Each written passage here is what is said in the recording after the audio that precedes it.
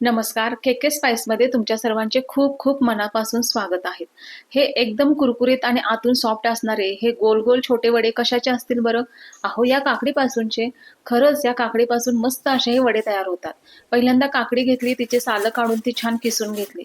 आता यामध्ये घालायचे आहेत जिन्नस म्हणजे 1 वाटी मिश्र धान्याचं पीठ आहे, 2 चमचे रवा, 2 चमचे बेसन, आता ही किसलेली काकडी एका बाउलमध्ये काढून घेऊ आणि बाउलमध्ये सांगितल्याप्रमाणे आपल्याला सर्व जिन्नस घालायचे आहे.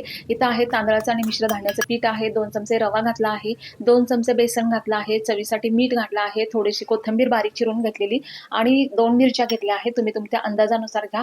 पाव चमचा इथे मी जिरं टाकलं आहे आणि इथे गरम तेलाचं मोहन टाकायचं आहे, की जेणेकरून आपलं जे छोटे वडे आहेत ते एकदम सुपर कुरकुरीत होतील. चला तर लगेचच आता हे मिश्रण आपण हलक्या हाताने मिक्स करून घेऊया. इथे पाण्याचा वापर अजिबात करायचा नाही, कारण इथे आपण काकडी जी किसून घेतली आहे, तिला स्वतःचंच असं पाणी सुटतं. इथे थोडासा कढीपत्ता चिरून घालायचा. या कढीपत्त्याने सुद्धा या छोट्या-छोट्या वड्यांना खूप छान स्वाद येतो.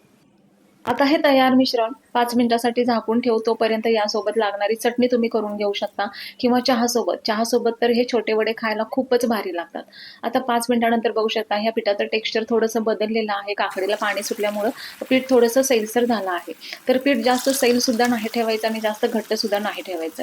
बाजूला तेलसुद्धा छान गरम झालेलं आहे. आता या तेलामध्ये थोडंसं पाण्याचा हात लावून छोटे-छोटे वडे आपल्याला हे सोडून घ्यायचे आहेत आणि चांगला सोनेरी रंग येऊपर्यंत आपल्याला मस्त कुरकुरीत होऊपर्यंत तळून घ्यायचे आहेत.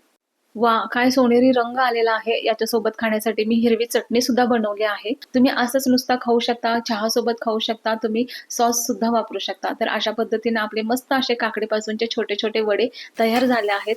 बाहेरून कुरकुरीत आणि आतून एकदम सॉफ्ट असलेले हे बघू शकता. वरतून रवा सुद्धा आपल्याला दिसतोय. एकदम कमी तेलकट असणारे हे छोटे-छोटे काकडीचे वडे तयार झाले आहेत. आवाज ऐकलात कसा कडूम-कडूम येतोय ना आवाज याचा. एकदम कुरकुरीत असणारे हे वडे तुम्ही सुद्धा नक्की करून बघा आणि के स्पाइस बाय स्नेहा या चॅनलला अजून सबस्क्राईब केलं नसेल तर चॅनलला प्लीज प्लीज सबस्क्राईब करा आणि या रेसिपींना लाईक करा, शेअर करा आणि कमेंट करायला विसरू नका. परत नक्की भेटू. धन्यवाद.